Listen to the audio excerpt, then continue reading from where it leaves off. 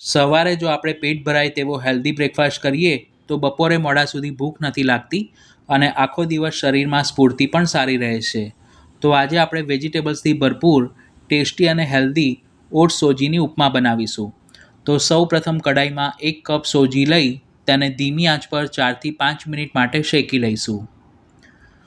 સોજીને શેકતી વખતે તેમાં ઘી કે તેલ કાંઈ ન ઉમેરવું, આ રીતે કોરી શેકવાની છે. જો તમારે ત્યાં અવારનવાર ઉપમા બનતી હોય તો આ રીતે સોજીને વધુ પ્રમાણમાં લઈને શેકી તે રૂમ ટેમ્પરેચર પર ઠંડી થાય પછી એરટાઇટ કન્ટેનરમાં લાંબા સમય સુધી સ્ટોર પણ કરી શકો છો. સોજી શેકાવાની થોડી સુગંધ આવે એટલે તેમાં 1 કપ રોલ્ડ ઓટ્સ ઉમેરીશું. અત્યારે મેં સફોલા બ્રાન્ડના ઓટ્સનો ઉપયોગ કર્યો છે. તેને પણ 2 થી 3 મિનિટ માટે શેકી લઈશું.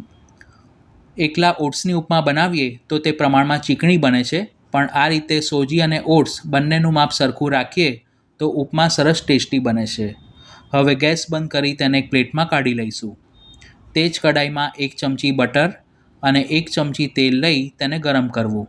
બટરના બદલે તમે ઘીનો પણ ઉપયોગ કરી શકો છો અથવા તો એકલા તેલમાં પણ ઉપમા બનાવી શકો છો.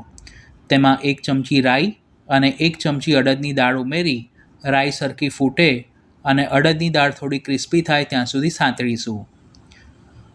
તેમાં ફ્લેવર માટે 1/4 ટીસ્પૂન હિંગ, 8 થી 10 મીઠા લીમડાના પાન અને 1 નંગ સૂકું લાલ મરચું ઉમેરીશું.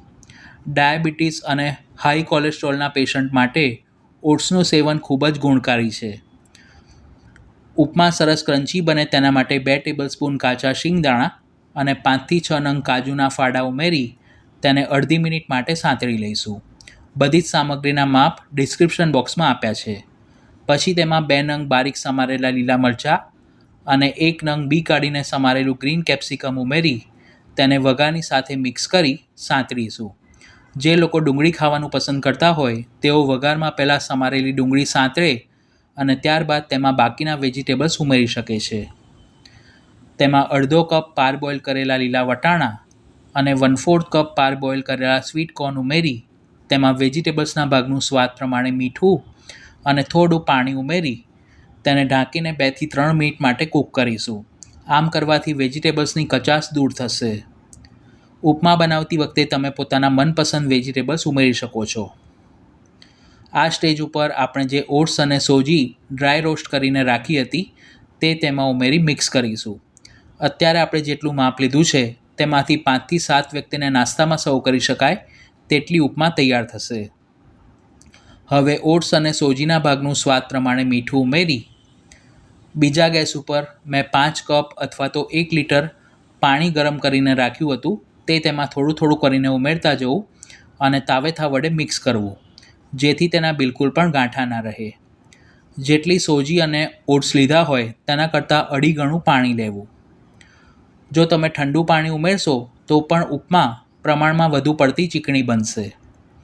આ રીતે તાવેથા વડે સતત હલાવતા રહેવું, જેથી ધીમે ધીમે સોજી અને ઓટ્સમાં પાણી શોષાતું જશે અને ઉપમાની કન્સિસ્ટન્સી ઘટ થવા લાગશે. આ સ્ટેજ ઉપર ઉપમાને વધુ સ્વાદિષ્ટ બનાવવા માટે તેમાં 1/4 કપ વલોવેલું દહીં ઉમેરીશું. દહીં બહુ ખાટું ન હોય તેનું ખાસ ધ્યાન રાખવું. દહીં ઉમેરવું ઓપ્શનલ છે, પણ ઉમેરશો તો ઉપમાનો સ્વાદ અનેક ગણો વધી જશે. દહીંના બદલે તમે લીંબુના રસનો પણ ઉપયોગ કરી શકો છો. હવે લીડ ઢાંકીને જે પાણીનો ભાગ છે તે બધો સરખો શોષાય ત્યાં સુધી તેને 5 થી 7 મિનિટ માટે ધીમી આંચ પર કૂક કરીશું. ઉપમા બનાવવાની કુકિંગ પ્રોસેસ ટોટલ 15 મિનિટની છે.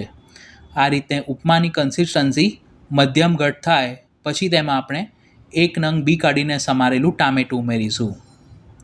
ટામેટું આ રીતે છેલ્લે જ ઉમેરવું, જેથી ચાવવામાં આવશે તો તેનો ટેસ્ટ વધુ સારો આવશે. 2 ટેબલસ્પૂન ખમણેલું ફ્રેશ નાળિયેર અને 1 ટેબલસ્પૂન સમારેલી કોથમીર ઉમેરી મિક્સ કરી તેને ઢાંકીને ફરીથી 2 મિનિટ માટે ધીમી આંચ પર થવા દઈશું. જો તમને થોડી પીળી ઉપમા પસંદ હોય તો મસાલામાં તમે અડધી ચમચી જેટલી હળદર પણ ઉમેરી શકો છો. છેલ્લે ઉપમા તૈયાર થઈ જાય એટલે તેમાં 1 ચમચી બટર ઉમેરી મિક્સ કરી ગેસ બંધ કર્યા પછી ઉપમાને ઢાંકીને 5 મિનિટ માટે સીજવા દઈશું. આ રીતે છેલ્લે તેને 5 મિનિટ માટે ઢાંકી રાખવી, જેથી ઉપમા લાંબા સમય સુધી સોફ્ટ રહેશે. તો ગરમા ગરમ ઉપમા બનીને તૈયાર છે. ઉપરથી તેને કોથમીરથી ગાર્નિશ કરીશું. તો તમે પણ આ રેસીપી ઘરે જરૂર ટ્રાય કરજો. વિડીયો પસંદ આવી હોય તો તેને લાઇક અને શેર કરવાનું ન ભૂલશો. ચેનલને સબસ્ક્રાઈબ કરી બાજુમાં આપેલા બેલ આઇકોન પર ક્લિક કરજો. Thanks for watching this video.